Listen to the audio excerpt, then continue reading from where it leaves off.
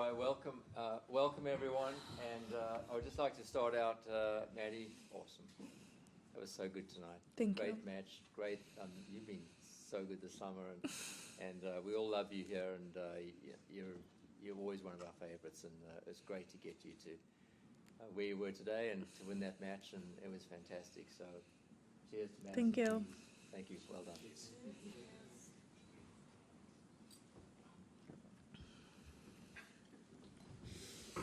All right, ready? All right. We'll get to as many questions as possible. I'll get started. Madison, congratulations, Grand Slam champion. Just talk through your emotions right now and reflections on the match. I'm mostly just really proud of myself to get back to this position and be able to play the way that I played and finish on such a strong note.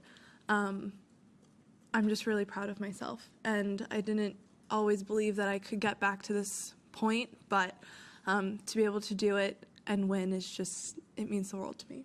All right, we'll start with Matt and then Eleanor. Matt? Well done, Madison.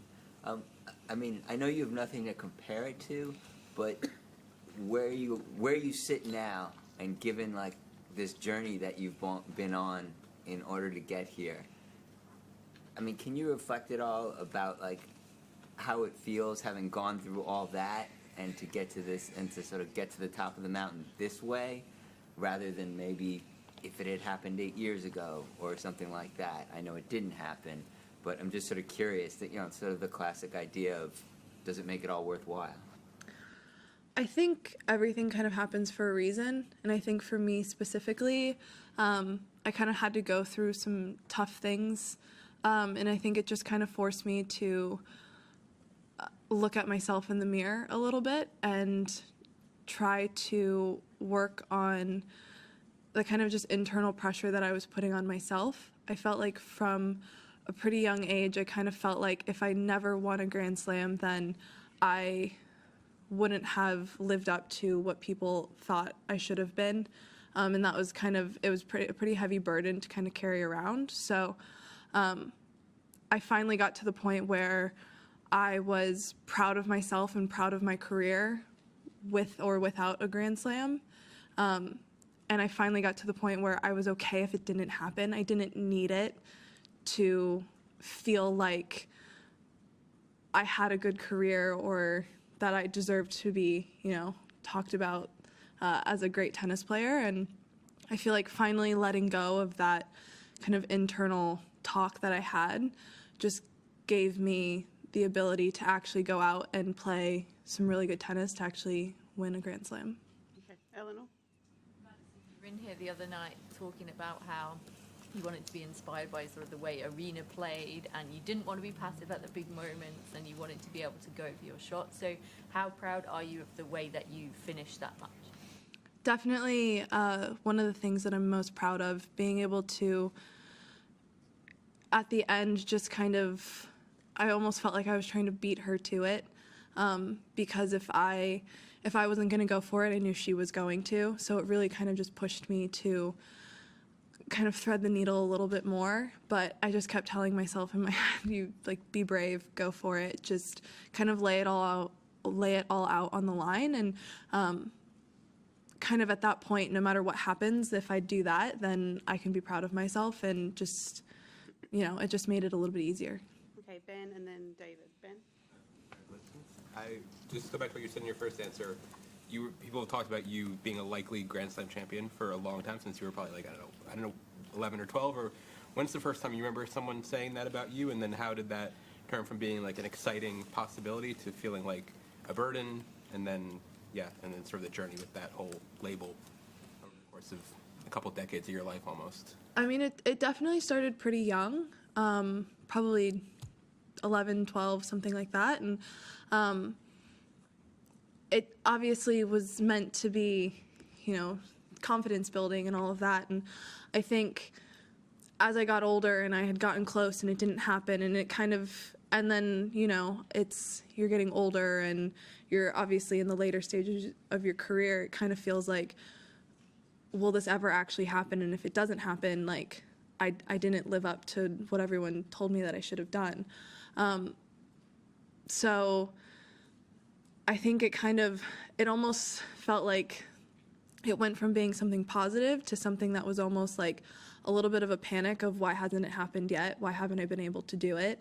And then it started to really kind of weigh on me more, where it was, what if I never do it? Like, if I don't do it, am I considered a failure? So that there was a lot of stuff that I had to like work through personally, just with all of that, just because of all of the pressure that I was putting on myself with that. Okay, David and then Howard. David? Over the last year or so, obviously you've been around on the circuit for a while. I just wonder whether there was a moment or a person you spoke to that where it really, the penny dropped and you felt like you feel now that it wasn't all about whether you won a Grand Slam in terms of how you viewed your career. Was there a specific moment? Lots of therapy.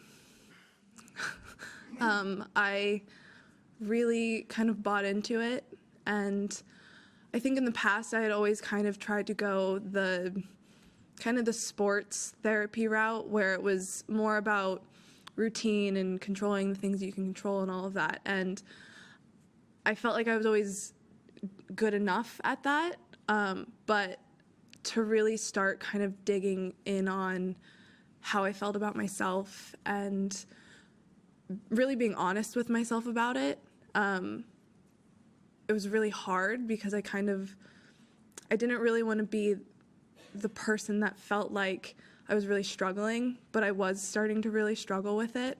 So just being really honest and actually getting help and actually talking to someone, and not just about tennis, but about how I felt about myself.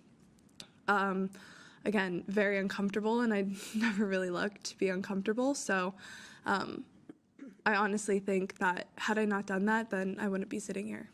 Okay, Howard, and then this gentleman in the black up here. Yeah, so Howard. Congratulations. You mentioned a couple times, I think on court and then now again here, about not always believing. And you thanked your team for always believing and helping you with that. But when did you regain, and how, that belief that this day might come at some point? I honestly think through the last year, even with the injuries and some tough losses, I just kind of felt like I was kind of starting to find myself a little bit more, and I was starting to be a little bit more kind of clear-headed and present on court. And I felt like I was starting to get better at problem solving on court in the moment a lot better. And in the past, I kind of felt like sometimes during matches, it was, especially when things started to go awry, that I was almost like not in my own body, and I was kind of looking down at myself, and I felt like I couldn't connect my brain to my body. And I felt like last year I started being able to kind of just be more in the moment and take each point by point instead of kind of panicking and getting a little bit too broad. And I felt like I started playing some good tennis, and I started figuring things out when I wasn't playing great. And then through off season, I just, put in a lot of hard work, and I kind of started to see that things were kind of going more the way that I wanted. And then I just feel like it's one of those things that just slowly keeps building. And all of a sudden, you're winning a bunch of matches in Adelaide, and then you're coming in here. And then I think, winning that match the other night against Iga was really kind of a big hurdle, where I felt like I'd always believed that I could do it, but to do it that way, I think really I thought to myself after the match that I can absolutely win on Saturday. Okay, this gentleman here, and then Kath and Charlie. Yeah.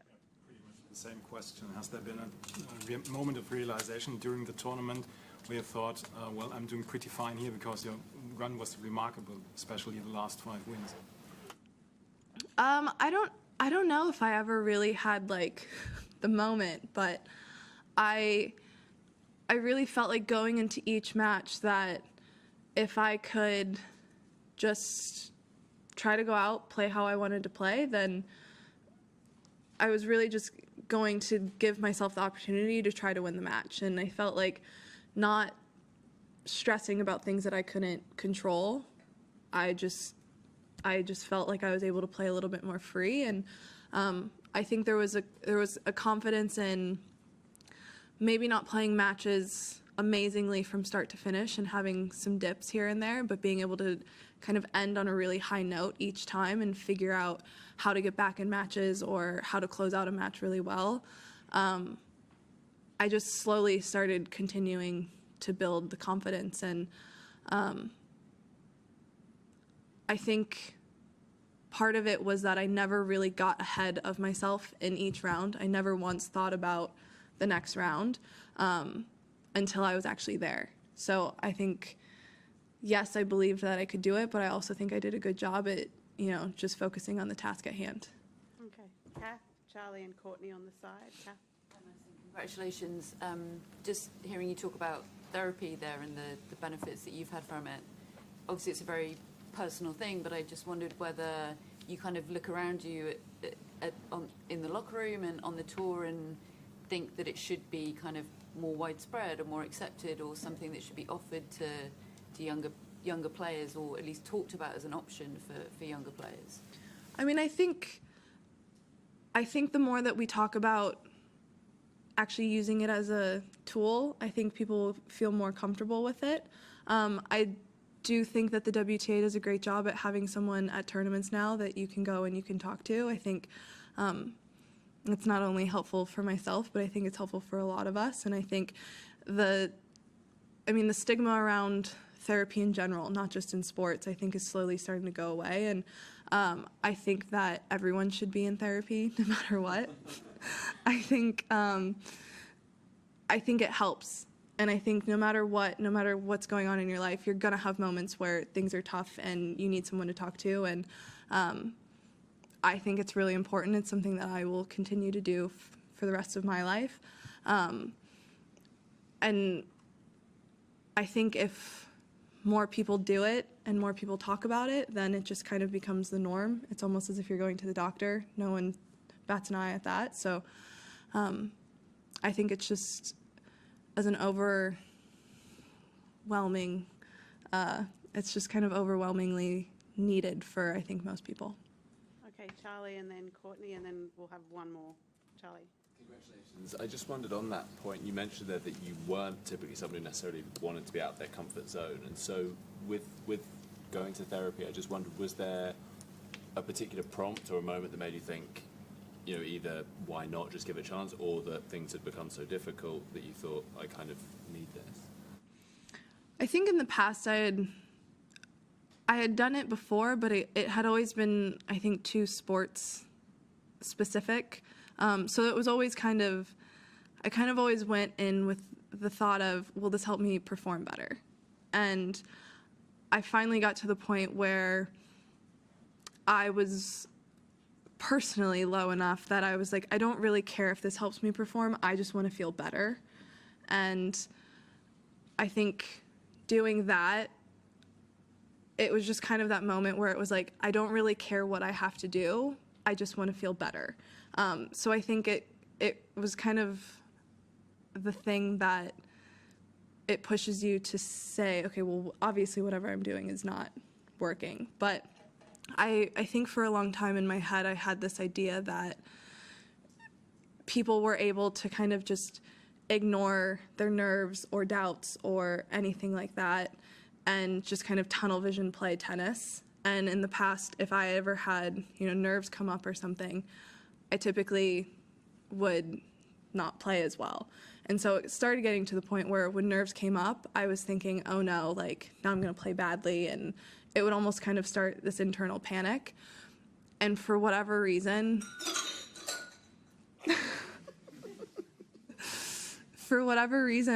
it was kind of just this light bulb moment where I started really buying into, I can be nervous and I can still play good tennis. Those things can live together.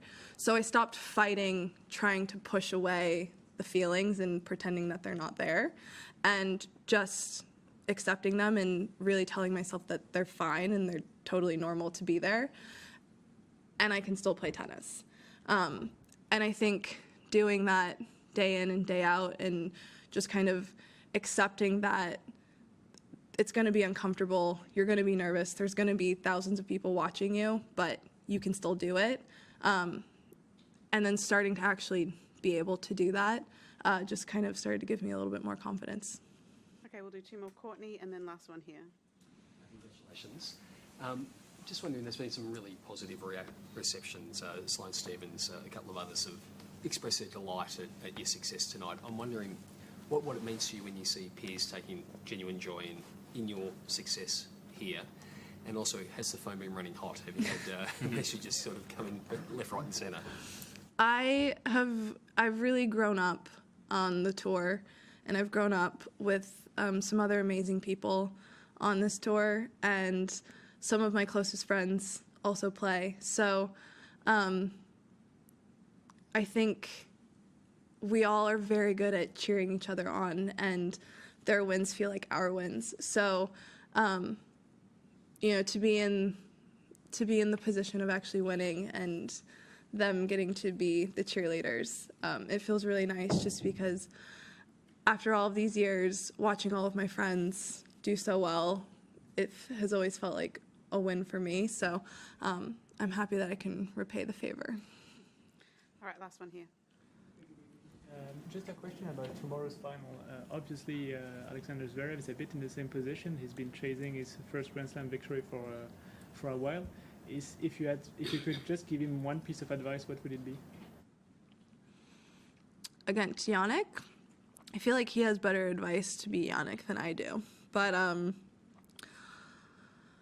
I think at some point it's really just kind of letting go of the stress of will I ever win one, and not really worrying about it and just playing tennis. And at the end of the day, that's all you can control, and you can only control your side of the court. So that's all you can focus on. And if you put yourself in that position enough times, then usually good things happen. All right, thank you.